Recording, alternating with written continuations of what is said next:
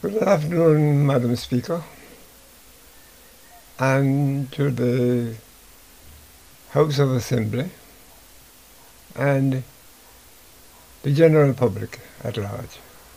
Madam Speaker, in my opinion, I think we have come a long way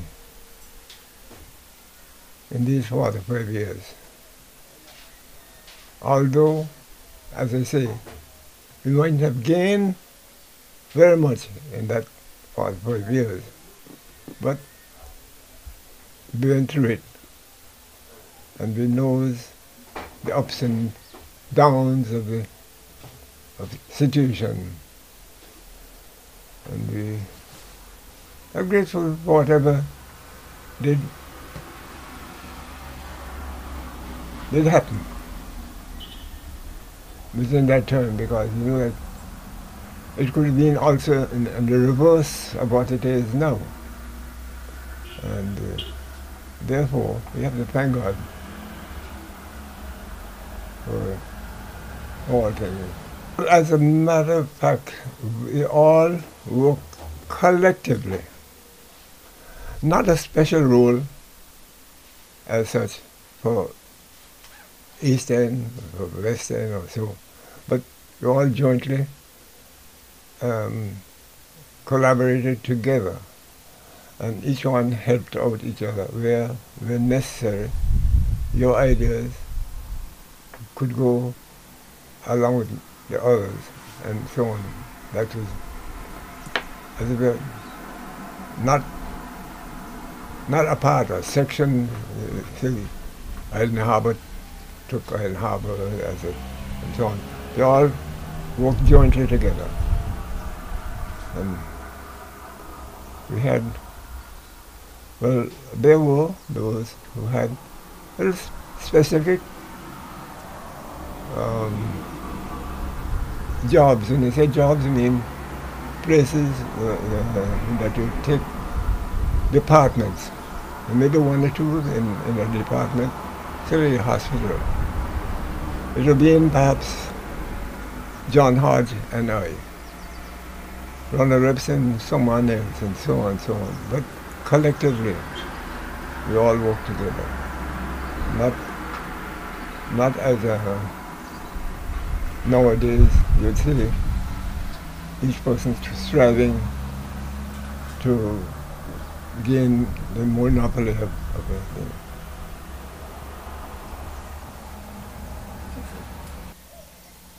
A collectivity of persons is very much lacking in the services, because nowadays there seems that each one, I know that each one has a different role, but somehow as if they're tearing apart from the main facts.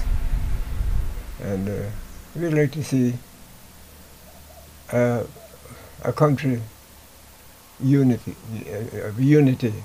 unified country, and not a fragrant country person putting aside for different reasons. Speaker, in the first 3 years of the council, every member of the council worked voluntarily for free, without a half penny when the month is up. But in some ways had the same responsibilities. We were called out at evening, night,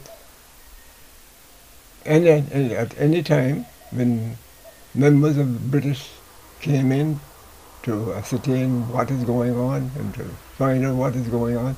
We were called out from the various little jobs that we might have had. And we were called to meetings, sometimes even up in the late night. We were called out to represent ourselves to the government, how things go and how things are going. And at the same time, as I said, we were trying to build a constitution, which we had none.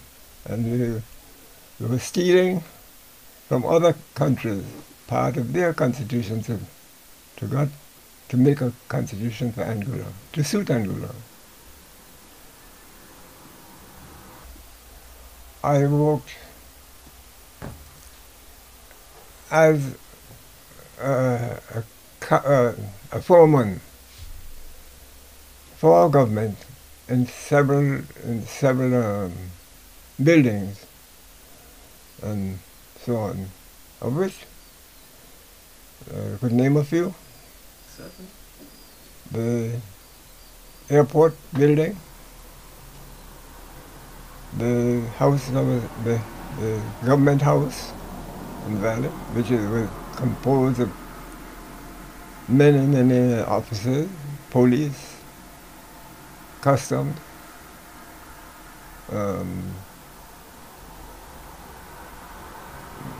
and very many more. They all had their headings, the post office, and so on. The House of Assembly too was in it, and so on. We had to do some of everything because, and for nothing. Nevertheless, I hope never to forget it. I've gained a wealth of experience in those 4 years. Not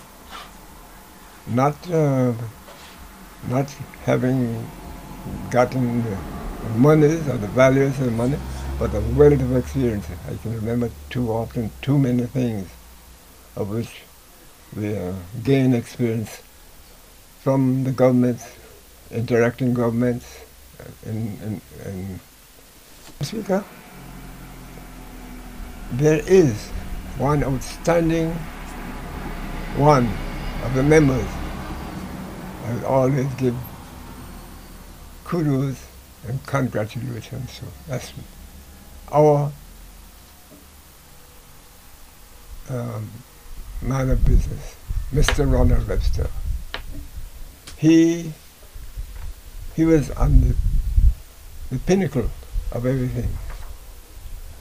And we all looked up to him for guidance.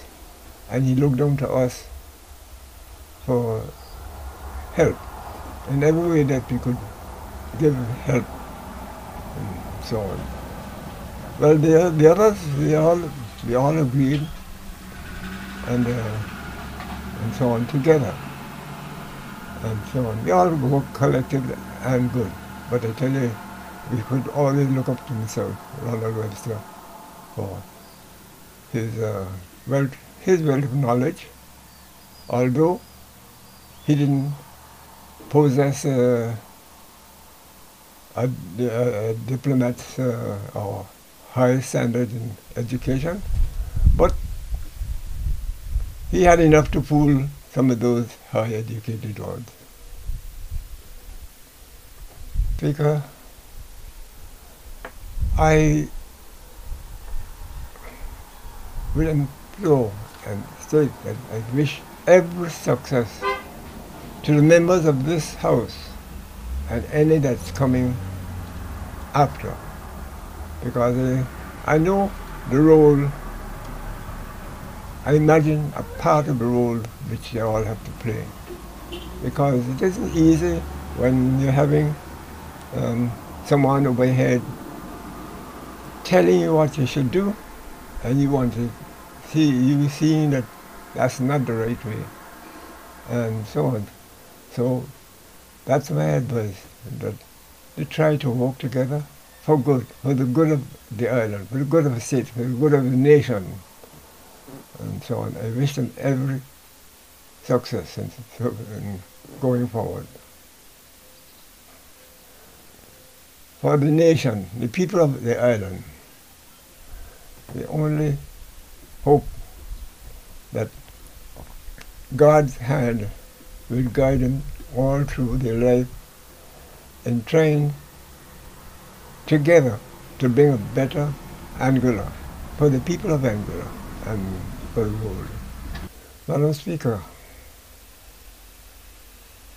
I wish to congratulate the House of Assembly and all the members of Parliament, which is at present sitting.